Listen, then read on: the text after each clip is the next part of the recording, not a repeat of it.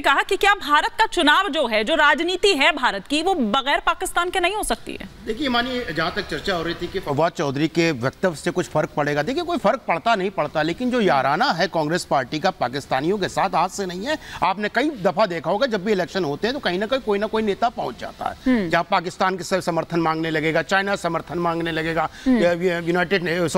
European union से समर्थन मांग लेगा। तो इनका तो इतिहास है। जहां तक समर्थन की बात हो रही तो उनके वोट से तो कुछ फर्क नहीं पड़ रहा। वो नेता जो इसके समर्थन वो कर रहे हैं वो अपने देश में ही फेमस नहीं है, तो अपने देश में ही स्ट्रगल कर रहा है कि चुनाव कहां से लड़े। वो ये डिसाइड नहीं कर पा रहा है कि मैं अमेठी से लड़ूंगा तो हार ना जाऊं।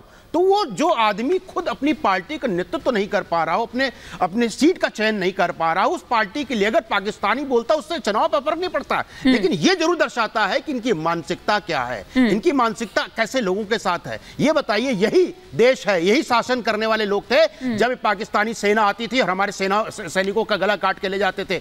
यही पाकिस्तानी सेना होती थी कि हमारे सोल्जरों को मार देती थी। यही पाकिस्तानी लोग थे जिन्होंने हमारे ऊपर वॉर किया, कितने लोगों को शहीद कर दिया।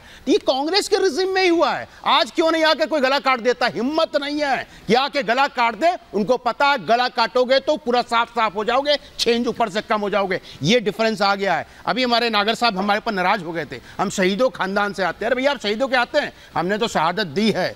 हमारे दादा से लेके पिता से लेकर हमें छोड़ के बाकी सभी लोग आर्मी में रहे हैं और हम जानते हैं कि क्या होता है, कष्ट क्या होता है, अपने को खोने का गम क्या होता है। आपको गम नहीं होगा क्योंकि आप राजनीति करते हो। राजनीति और गम में, दोनों में बहुत अंतर होता है। ये बताइए खंडन क्यों नहीं किया राहुल गांधी ने? इनका खंडन कर सकते थे ट्विटर पे ना, खंडन नहीं करें। केवल राहुल गांधी बल्कि किसी ने भी कुछ नहीं कहा, पर एक कि आप इस पर रिएक्शन दे। एक बार कर्नल शैलेंद्र का इस पर एक रिएक्शन ले, एक बार बहुत बड़ा इतिहास है मेरा। एक बार कर्नल शैलेंद्र का भी एक रिएक्शन ले लो, फिर आप एक साथ जवाब दे दीजिएगा सर।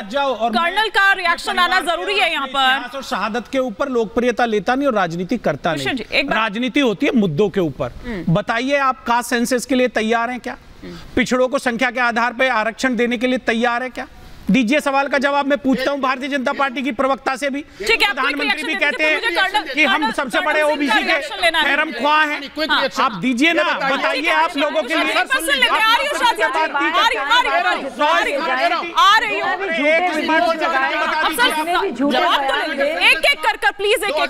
सेंसेक्स हुआ, उसका जवाब क्यों नहीं दे पाते?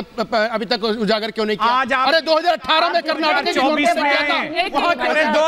का सेंसस क्यों नहीं हुआ? है आप 2021 का सेंसस क्यों नहीं हुआ? जारी की बात करते हैं। 4 महीने पहले आपकी राजस्थान प्लीज एक कर देखिए। नहीं, मुझे तो कुछ समझ नहीं आ रहा। आप लोगों को आ रही है एक दूसरे की बात समझ, मुझे नहीं आ रही है। एक का जवाब दिया, मैं दे रहा हूं। ये जवाब नहीं दे पाएंगे मानी। पिछड़े को गिनने से क्यों डरते हैं? क्यों बैक फुट पे चले जाते हैं? वो कह रहे हैं कि आपने अगर गिना, सुनिए ना, वो पूछ रहे हैं, सुनिए ना दुष्यंत जी, एक बार वो एक सेकंड, वो कह रहे हैं कि भैया जब आपने करा लिया था, गणना आपने करा ली थी, तो सार्वजनिक क्यों नहीं की? पहले उसका जवाब दे दीजिए, फिर उसके बाद वो आपकी बात का जवाब दे देंगे। तो दिखा दीजिए क्यों नहीं करा पाया। एक डेटा इकट्ठा करके पब्लिश करने जा रही थी, सरकार चेंज हो गई। अरे सरकार 2011 में, लेकिन सर 11 से लेकर 14 तक तो वक्त था ना। 3 से लेकर 14 तक सो रहे थे, 3 साल सो रहे थे मान्यवर। दुष्यंत जी, ऐसा नहीं है ना। 2011 में आपने सर, लेकिन आपने 11 में कराई थी ना, 11 में कराई थी। 11 से लेकर 14 तक तो आप थे, आप ही की सरकार थी सर। जब तक गणना करके डेटा तैयार होता, सरकार बदल गई।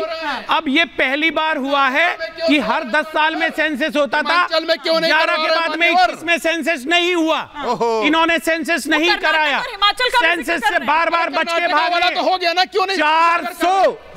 400 महिलाओं के बलात्कार का आरोप है रेवन्ना पे, जिसकी तारीफ माननीय प्रधानमंत्री जी ने करी। वो देश छोड़ के कैसे निकल गया? सरकार कैसे भाग गया? माल्या 35 बैग लेके माल्या भारत का 10,000 करोड़ रुपया लेके भाग गया। इनके कार्यकाल में भाग कोई भी हो टॉपिक, कोई भी हो, घुमा फिरा कर उसी पर ले आएंगे जिस पर देने की बात कर रहे हैं। दुष्यंत जी एक कर देखिए प्लीज, कैसे भागा से दुष्यंत जी और संजय जी, अगर बच्चे आप दोनों को रोक रही हो। मुझे कर्नल शैलेंद्र का रुख करना है। वापस मुद्दे पर लौटेंगे। कैसे भाग गया? वापस मुद्दे पर लौटेंगे। नहीं, मैं आप दोनों को रोक रही हूँ प्लीज सर।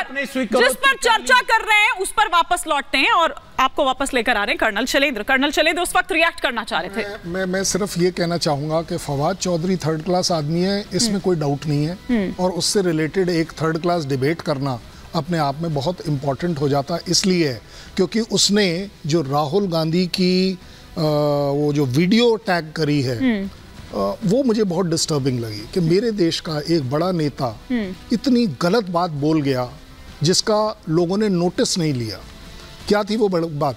उन्होंने शुरुआत किया, देखिए ये नाचने वाली ऐश्वर्या राय नाचने वाली दिखी आपको सर? एज पॉलिटिशियंस आपको अपनी बेटी नहीं दिखाई दी देश की? आपको मिस यूनिवर्स, मिस इंडिया नहीं दिखाई दी उसके अंदर? वो एक्ट्रेस नहीं दिखाई दी? आपको वो एक नाचने वाली दिखी। This was very sad for me कि हम अपने ही देश में महिला से रिलेटेड कितनी बातें करते हैं और वो फवाद चौधरी उसी को टैग कर आपके बाकी के कमेंट्स दे रहा है।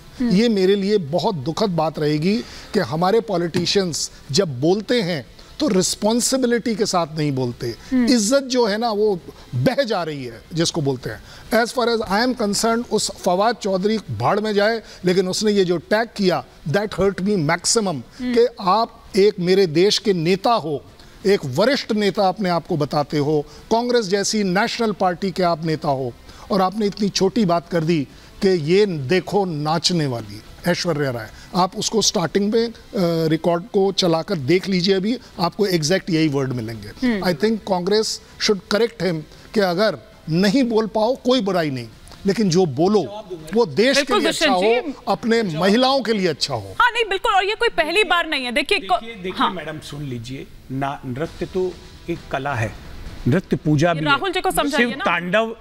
शिव का तांडव नृत्य मंदिरों में भी होता है, भगवान शिव भी करते हैं। आप देखिए राधा कृष्ण मंदिर में जाएंगे तो वहां कई आपको ऐसी कृतियां मिल जाएंगी कि नृत्य करते हुए महारास होता है। आप उसको किस एंगल से ले रहे हैं आपके ऊपर डिपेंड करता है। कर्नल शैलेंद्र जी, नाचना कौन है? हमारे यहाँ ब्याह शादी होती है, बच्चे नाचते हैं, नहीं बोलते हैं, ये प्रांगना आप क्या कह रहे हैं? आप उसको कवर अप कर किस सेंस में? नहीं सर, जो टोन थी ना उनकी, जो टोन थी मैं समझता हूँ। नहीं सर, आप ये बताइए के बारे में बात करना। नहीं तो सर आप ये बताइए, एक स्कूलों में नृत्यांगना कहा जाता है, कंपटीशन होता है, तो आप उनको नाचने वाले नहीं कहते ना सर? बच्चों को क्या नचनिया बोलते हैं? नचनिया, एग्जैक्टली नचनिया बोलते हैं। वाला कोई बुरा है? नाचना नहीं, नाचना कोई बुरा नहीं है, नाचना बुरा, नचनिया बोलते हैं। हमारी बहन बेटी अगर डांस करती हैं उनको नचनिया बोल देंगे। ये तरीका, ये संस्कार भाजपा के लोगों के ये देश का संस्कार है कि महिलाओं को इस तरह से संबोधित किया जाए। इस तरह से कर रहे हैं आप, कर रहे हैं आप नहीं कर रहे, आपके नेता ने ऐसा शब्दावली का यूज किया। अच्छा एक सेकंड, आपके साथ प्रेम जी बैठे हैं, सुनिए ना दुष्यंत जी, एक सेकंड संजय जी आपको रोक रही हूँ। प्रेम जी आपके साथ बैठे हैं, मैं उन्हीं से समझ लेती हूँ।